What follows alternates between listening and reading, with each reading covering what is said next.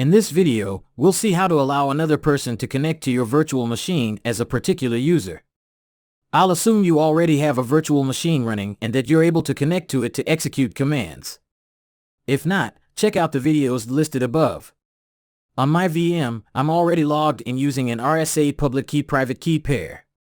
In a prior video, I configured my local computer to use my private key to allow secure access. Now, let's look at the public key used on the remote VM.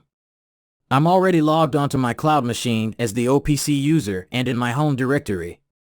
To work with the necessary authentication files, I'll switch to the .ssh folder. A listing shows that I have a single file called authorized keys. Let's take a look at the contents. This file contains a single public key. It was generated and placed in here when I originally provisioned this machine. Its associated private key is what allows me to access this machine remotely.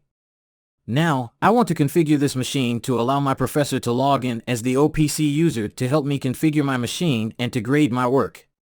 To do that, he'll need a private key that matches a public key listed in the authorized keys file for the OPC user. I won't share my private key with him because, well, it's private. You should never share your private key with anyone. Instead, I need to put my professor's public key in this file. Then he can authenticate as the OPC user using his private key. Fortunately, he published his public key in a web-accessible location. I'll use that URL and wget to look at his public key. That command only displayed the key to the screen.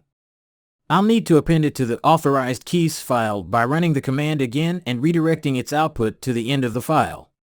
That's all there is to it.